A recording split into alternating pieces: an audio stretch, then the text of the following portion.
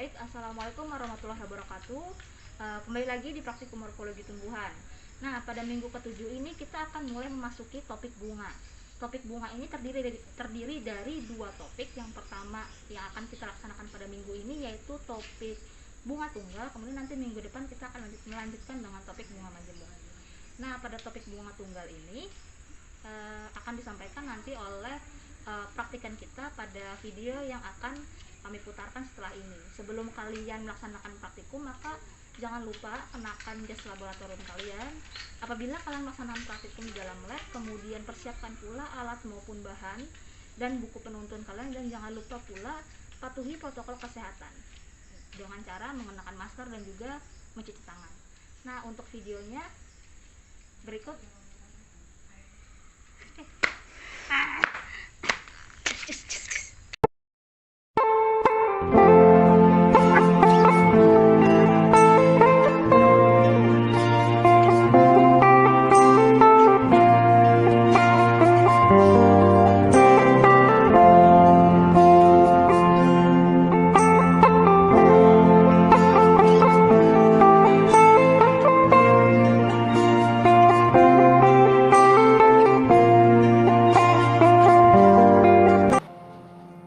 Assalamualaikum warahmatullahi wabarakatuh.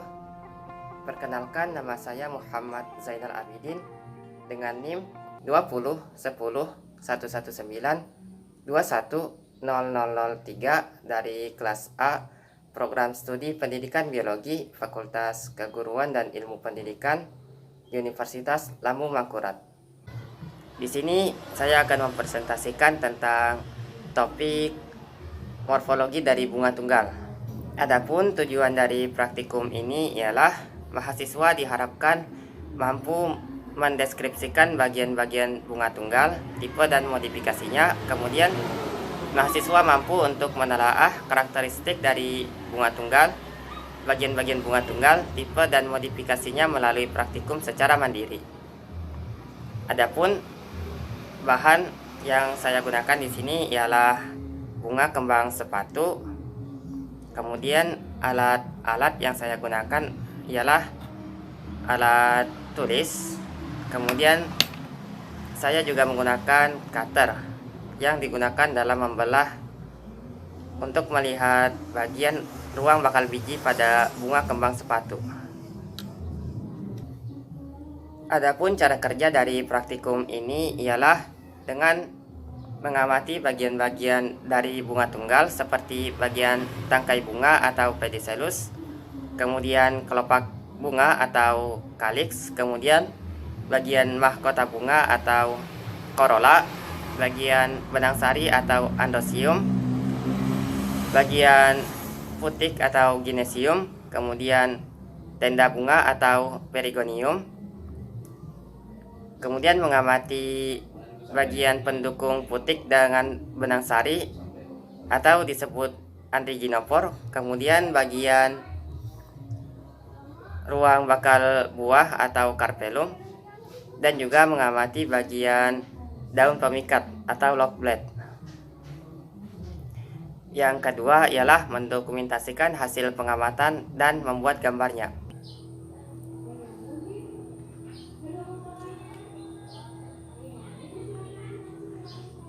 Di sini sudah ada bunga tunggal. Di sini contoh dari bunga tunggal itu adalah bunga kembang sepatu atau bunga Hibiscus rosa sinensis. Menurut literatur, bunga ini merupakan bunga tunggal, juga termasuk dalam jenis bunga sempurna, dan juga termasuk dalam jenis dengan bunga lengkap. Untuk lebih lanjutnya, mari kita pelajari bersama-sama lebih mendalam tentang morfologi dari bunga tunggal ini, yaitu bunga kembang sepatu atau nama latinnya Hibiscus rosa sinensis.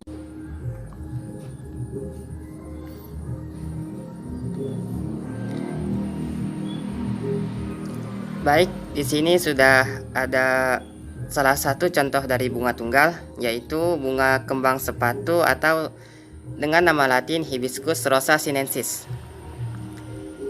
bunga kembang sepatu ini dikatakan bunga tunggal karena pada tangkai bunganya dia hanya muncul satu bunga saja. Bisa kita lihat tangkai bunganya di sini dan dia hanya terdapat satu bunga pada tangkainya. Kemudian untuk morfologinya, bunga kembang sepatu ini muncul pada bagian ketiak daun. Nah, bisa kita lihat ketiak daun di sini, tangkai bunganya muncul di antara ketiak daun, sehingga bunga kembang sepatu ini berdasarkan posisinya disebut dengan bunga aksilaris.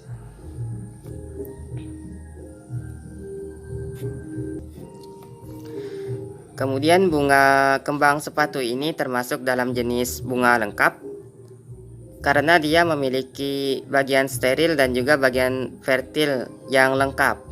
Untuk bagian steril ada dua bagian, yaitu kelopak bunga yang di bawah ini dia berwarna hijau. Kemudian bagian mahkota bunga yang berwarna merah ini. Dua bagian ini tadi adalah bagian steril dan ditambah dua bagian fertil, yaitu bagian putik, ini adalah tangkai putiknya, dan bagian benang sari atau stamen. Sehingga karena bunga sepatu ini memiliki 4 bagian tadi, kelopak, mahkota, putik, dan benang sari, sehingga disebut dengan bunga lengkap. Kemudian karena bunga kembang sepatu ini adalah bunga lengkap, secara otomatis dia adalah merupakan bunga sempurna.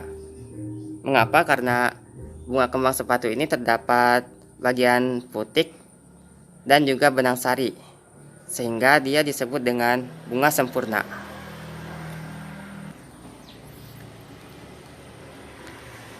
Kemudian kalau kita lihat berdasarkan simetri dari bunga kembang sepatu ini, bunga kembang sepatu ini memiliki simetri actinomorph.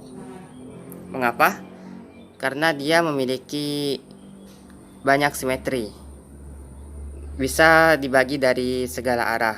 Nah, kita bagi di sini maka akan menghasilkan dua bagian yang sama, maupun dari arah mana saja dia juga menghasilkan dua bagian yang sama besar. Sehingga simetrinya adalah simetri actinomorph. Kemudian pada bunga kembang sepatu ini terdapat sebuah kekhasan, yang mana di bunga sepatu ini dia memiliki organ atau alat yang serupa dengan daun, yaitu adalah epikaliks. Epikaliks ini berada pada bagian tangkai bunga bagian bawah. Nah, yang berbentuk seperti serabut ini. Ini adalah epikaliks atau alat tambahan yang serupa dengan daun. Kemudian kita lihat pada bagian-bagian bunga kembang sepatu ini yang berupa dasar bunga, kemudian kaliks atau sepal atau disebut dengan kelopak, kemudian bagian korola atau petal atau disebut mahkota, dan juga putik dan benang sarinya. Nah, adapun untuk bentuk dari dasar bunga kembang sepatu ini ialah berbentuk kerucut, karena dapat kita lihat pada bagian bawah sini dia memiliki bentuk seperti kerucut. Kemudian kita lihat pada bagian kelopak atau kaliks atau sepal, jumlahnya dia berjumlah 5 buah sepal. Bisa kita hitung. Di sini ada 1, 2, 3, 4, 5. Jumlah kelopaknya ada 5. Warna kelopaknya adalah hijau. Kemudian bila kita tarik salah satu dari kelopaknya, dia akan menarik kelopak yang ada di sebelahnya. Nah, kelopak yang ada di sebelahnya juga ikut tertarik, sehingga antara kelopak yang satu dengan kelopak yang lainnya, mereka ini saling menempel atau berlekatan. Dengan keadaan seperti ini, maka kelopak bunga kembang sepatu disebut dengan gamopetal, karena antara kelopak yang satu dengan kelopak yang lainnya saling berdekatan atau menempel atau berlekatan. Kemudian lanjut kepada bagian mahkota atau petal atau juga disebut corolla. Jumlah dari kelopak bunga kembang sepatu ini berjumlah 5, bisa kita hitung 1, 2, 3, 4, dan 5. Warna mahkotanya adalah berwarna merah, dimana kelopak bunga kembang sepatu ini masih ada saat saya ambil, sehingga sifatnya juga tetap ada atau tetap lekat, sama seperti sifat kelopaknya tadi. Kemudian apabila kita melihat pada posisi antara mahkota yang satu dengan mahkota yang lainnya, atau disebut dengan estipasi, maka bunga kembang sepatu ini memiliki estipasi bunga twisted. Mengapa? Karena antara mahkota-mahkotanya ini mereka saling tumpang tindih. Bisa kita lihat di sini berada di atas, bagian sini di bawah, kemudian ini di atas, di sini di bawah. Begitu seterusnya, sehingga kelopak yang satu dengan kelopak yang lainnya saling tumpang tindih, yang kemudian disebut dengan estipasi twisted atau tumpang tindih.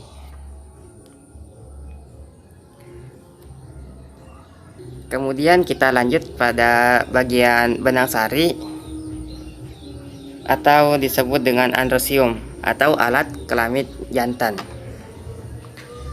Bisa kita lihat jumlah benang sari atau stamennya di sini sangat banyak. Kemudian antar posisi benang sari yang berwarna kuning ini dengan benang sari yang lainnya, mereka melekat pada bagian tangkai putik, sehingga benang sari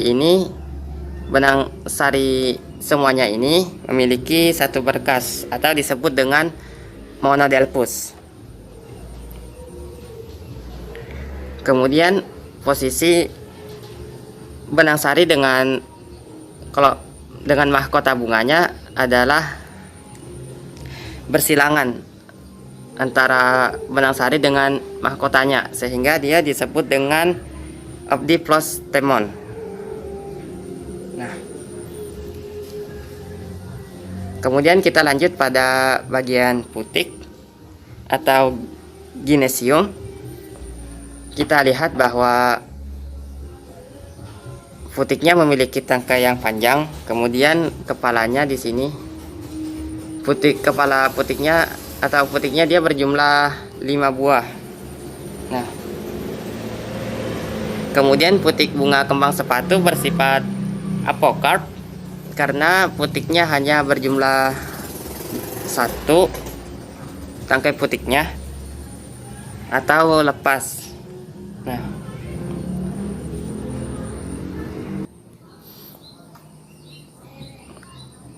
kemudian apabila kita membelah bunga sepatu ini, maka kita akan melihat posisi dari bakal biji. Nah, posisi bakal bijinya di sini dia adalah suferus, karena bakal biji di sini atau bakal buah hanya menempel atau melekat pada bagian dasar bunga di sini, sedangkan bakal bijinya berada di sini, sehingga posisinya disebut dengan suferus. Nah, ini adalah penampakan morfologinya apabila kita membelahnya secara membujur. Kemudian apabila kita memotong bunga kembang sepatu ini secara melintang untuk melihat ruang bakal biji yang ada pada bakal buahnya di sini, maka terlihat bahwa ruang bakal bijinya hanya berjumlah satu, karena kita lihat di sini hanya ada satu lubang atau satu ruang, sehingga jumlah ruang bakal bijinya adalah satu.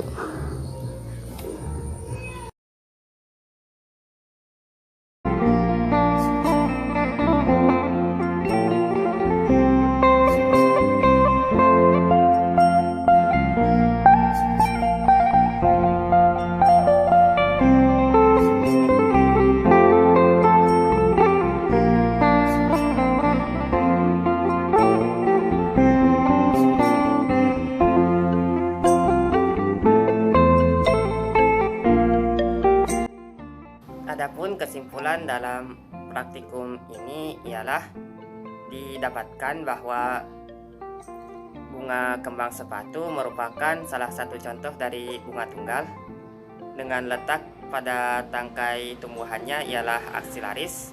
Kemudian bunga kembang sepatu termasuk dalam jenis bunga lengkap dan juga termasuk dalam tipe bunga sempurna.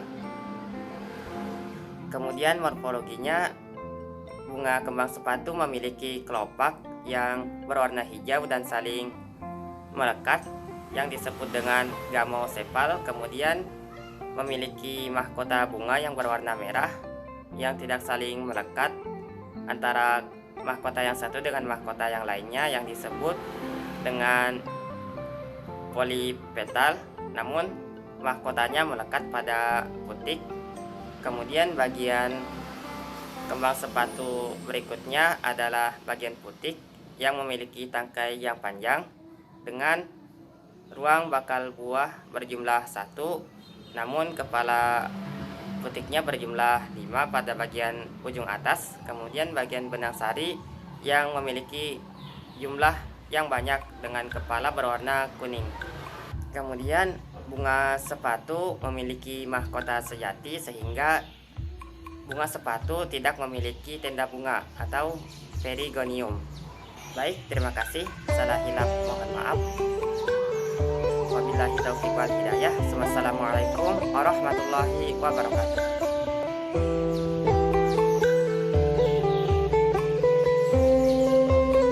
Nah, setelah kalian selesai melaksanakan pengamatan, maka yang harus kalian lakukan selanjutnya adalah memasukkan data hasil pengamatan kalian pada tabel hasil pengamatan yang formatnya akan dibagikan oleh asisten praktikum di kelas masing-masing.